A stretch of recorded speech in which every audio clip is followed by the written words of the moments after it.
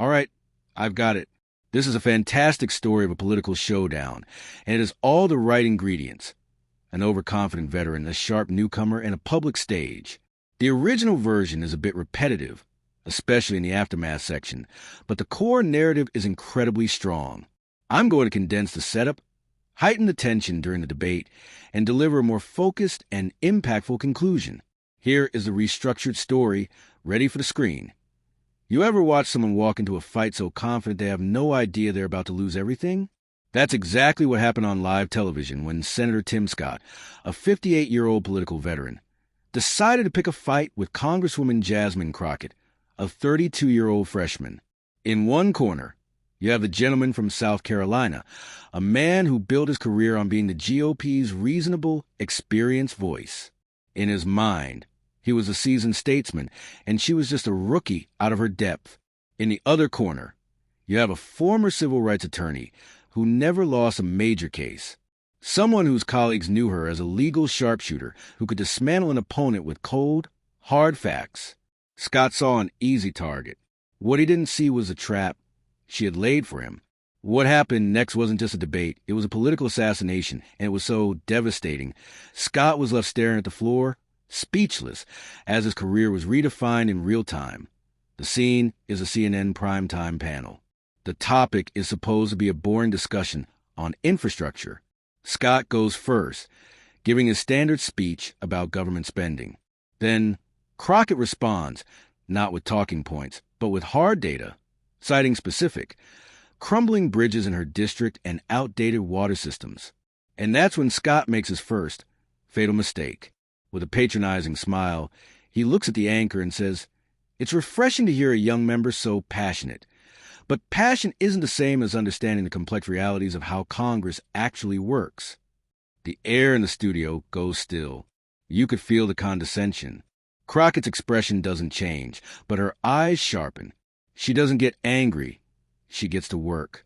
"Senator," she says, her voice smooth as glass, "perhaps you could explain how your understanding led you to vote against a bill that would have brought $15 billion in improvements to your own state."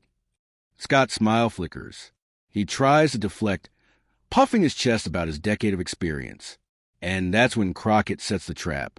"You're right, experience is valuable," she says, leaning in slightly.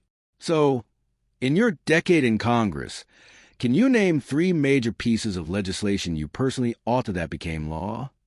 It was such a simple question, and it was a killer. The truth was, for all his years in office, Tim Scott was known more for his speeches and his bills. He fumbles, trying to talk about what he's been involved in.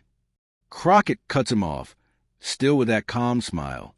"I didn't ask what you were involved in. I asked what you authored." You can see the frustration building in Scott's eyes. He's not used to being challenged like this, especially by someone he sees as a kid. So he turns away from her, addresses the anchor, and delivers a line that will seal his fate.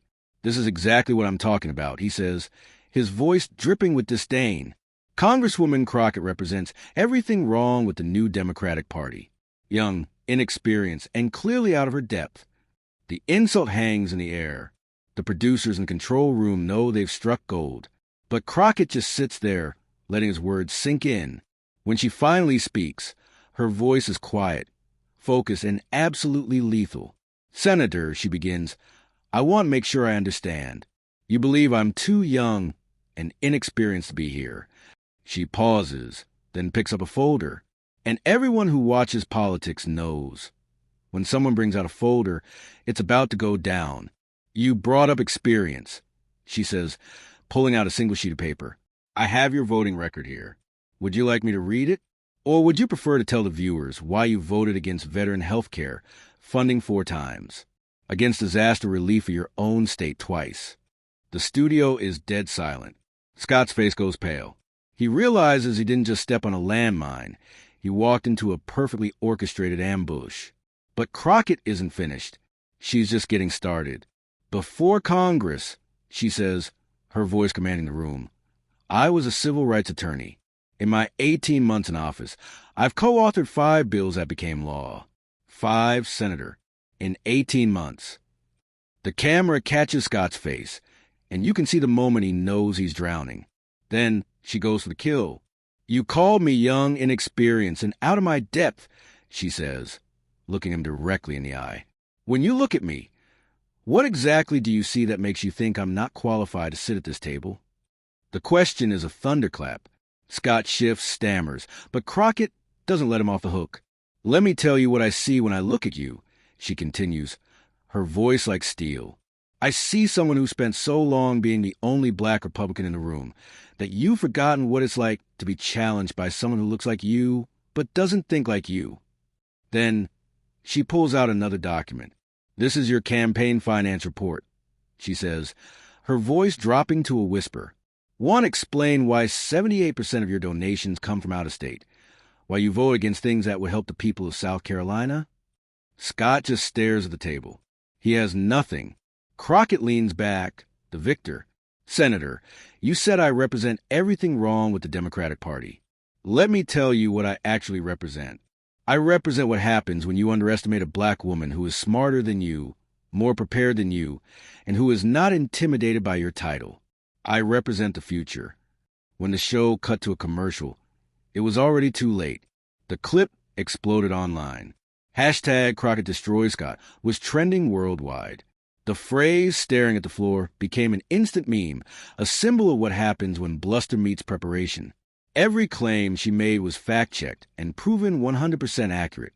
Her takedown became required viewing in political science classes. The term "pulling a Crockett" entered the dictionary of politics, meaning to dismantle an opponent with a mountain of their own documented failures. Tim Scott thought he was dealing with an inexperienced freshman. Instead, he found himself in a courtroom with a master litigator who came with a briefcase full of receipts. He learned the hard way that in today's world, experience without results is just a long track record of failure. And sometimes, it takes a new voice to hold up the mirror and show you exactly what that looks like.